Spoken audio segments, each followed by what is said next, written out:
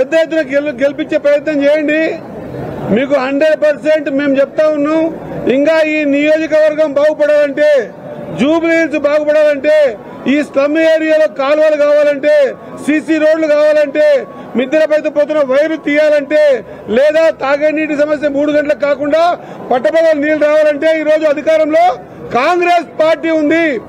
2 నెలల్లో 150 కోట్లు ఖర్చు పెట్టగలిగిన కాంగ్రెస్ పార్టీ ఖచ్చితంగా ఈ 3 ఏళ్లలో దాదాపు 400-500 కోట్ల రూపాయలు ఈ స్లమ్ లో ఖర్చు పెట్టి వీళ్ళ జీవితాల్ని కొంతనైనా కొంత మెరుగుగా తీసుకురావడానికి ముఖ్యమంత్రి గారు, కేబినెట్ అందరం కూడా సిద్ధంగా ఉన్నాం.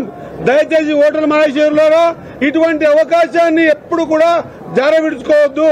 మీరు అవకాశం ఇచ్చిన తర్వాత కూడా ఈ ప్రాంతాన్ని అధోగతి పాలన చేసినటువంటి వ్యక్తులందరూ కూడా వచ్చి ఆ మాటలు చెప్పకుండా, ఇగో మేము 10 సంవత్సరాలు అధికారంలో ఉన్నాం, 3 సార్లు మీరు ఎమ్మెల్యేకు మాకు ఓటేసిర్రు, ఇగో ఈ పని చేస్తే మాకు చూపించి ఓటు అడిగే పరిస్థితిలో లేని మీరు, మేము 112 రోజులు చేసిన పరిస్థితులను చూపించి ఓటు అడుగుతుంటే ఈరోజు ప్రజలందరూ కూడా ముక్త కంఠంతో మూకుమ్మడిగా కాంగ్రెస్ పార్టీని పెద్ద ఎత్తున అన్ని వర్గాలు కూడా ఒకటి డెవలప్మెంట్ కాన్సెప్ట్ లో ముందుకొచ్చి ఓటు వేయడానికి సిద్ధంగా ఉన్నారు.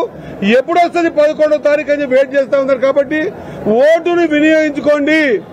దయచేసి చాలా తక్కువ శాతం ఓటవుతుంది కాబట్టి మీ ప్రాంత అభివృద్ధి కావడానికి ఇదొక్కటే అవకాశము. మీ దగ్గర ఉన్నది బ్రహ్మాస్త్రము. ఆ అస్త్రాన్ని ఉపయోగించి ఈ విధంగా గెలిపించుకున్న తర్వాత పని చేయకపోతే కర్రుగాల్చి వాత పెడతారు అనే లెవెల్లో మీ ఓటింగ్ ప్యాటర్న్ ఉండాలి. కాంగ్రెస్ పార్టీకి అవకాశం ఇస్తున్నారు. అదే మాదిరిగా మా నవీని గెలిపించండి. మళ్ళొక పీజీఆర్ కాబోతా ఉన్నాడు. ఈ ప్రాంతంలో మేమందరం కలిసి మాట ఇస్తా ఉన్నాం.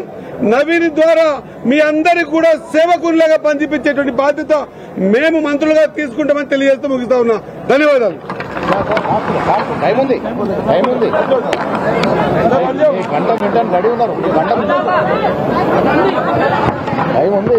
నువ్వు నిన్న గుర్తించుకోవాలి. అభిమాన నాయకుడు మీ అందరికీ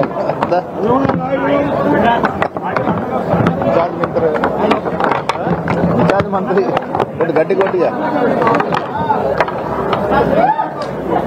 అవసరం లేదు.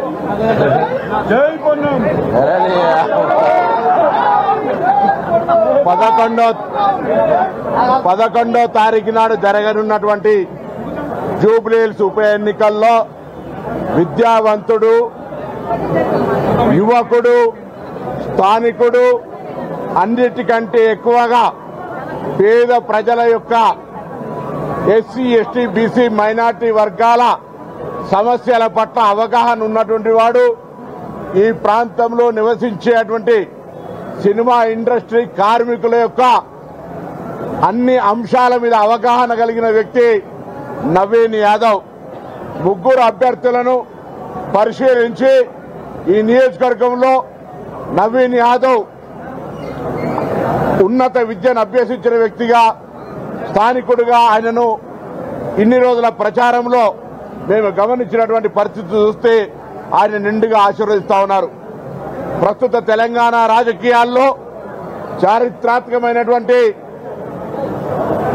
ఎస్సీ బైఫర్కేషన్ ప్రక్రియతో పాటుగా 42% బలహీన వర్గాల రిజర్వేషన్ కు సంబంధించి ఒక చారిత్రాత్మక నిర్ణయం తీసుకొని ముందుకు పోయే సందర్భంలో ప్రభుత్వం తీసుకున్న నిర్ణయానికి మద్దతుగా కులాలకు అతీతంగా ఎస్సీ, ఎస్టీ, బీసీ, మైనార్టీలంతా ఈరోజు నవీన్ యాదవ్ను బలపరచాలని తెలంగాణ రాష్ట్ర బలహీన వర్గాల శాఖ మంత్రిగా, కాంగ్రెస్ పార్టీ నాయకుడిగా, బీసీ నాయకుడిగా విజ్ఞప్తి చేస్తా ఉన్నాం.